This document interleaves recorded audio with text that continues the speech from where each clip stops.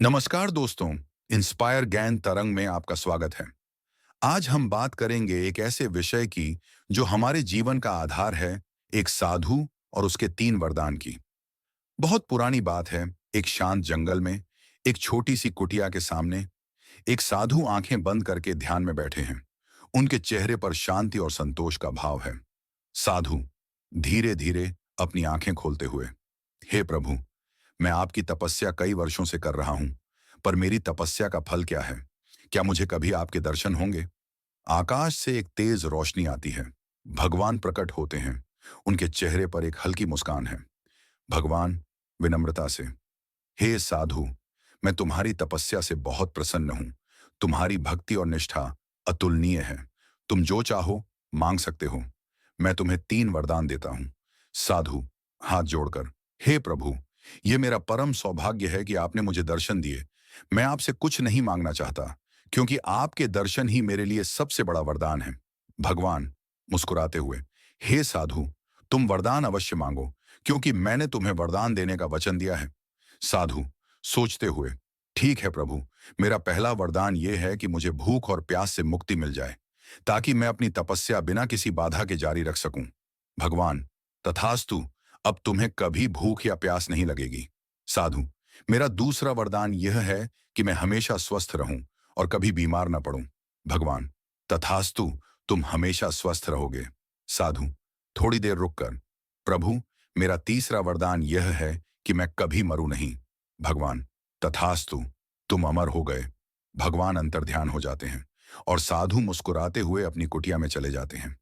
कई साल बीत जाते हैं। साधु अपनी कुटिया में बैठे हैं, वही कुटिया, पर अब वह बहुत पुरानी और जर्जर हो चुकी है। साधु अभी भी वहीं बैठे हैं, पर उनके चेहरे पर अब शांति नहीं, बल्कि उदासी और बेचैनी है। साधु अकेले बैठे हैं और अपने आप से बातें कर रहे हैं। साधु दुखी होकर, यह मैंने क्या कर दिया? मैंने अमृता का वरदान तो मांग लिया, पर मैं इस दुनिया में अकेला रह गया हूं। मेरे सारे मित्र, मेरे परिवार के लोग सब चले गए। मैं भूखा नहीं रहता, बीमार नहीं पड़ता, मरता भी नहीं, पर इस जीवन का क्या फायदा जिसमें कोई खुशी ही नहीं है? मुझे अब भगवान के दर्शन भी नहीं होते। काश मैंने ये वरदान न मांगे होते। आकाश से फिर वही रोशनी आती है और भगवान प्रकट होते हैं। भगवान शांत स्वर में, क्यों हे साधु, तुम उदास क्यों हो? तुम्हारे पास सब कुछ है जो तुमने मांगा था। तुम अमर हो, स्वस्थ हो, तुम्हें भूख प्यास भी नहीं लगती। साधु रोते हुए, हे प्रभु, मैंने वरदान तो मांगे, पर मैंने ये नहीं सोचा कि इनका परिणाम क्या होगा। मुझे अब इस जीवन से कोई खुशी नहीं मिलती। मैं इस अकेलेपन से थक गया हूं। मुझे मेरी तपस्या का सही फल नहीं मिला। मैंने जीवन के वास्तविक सुखों को त्याग दिया।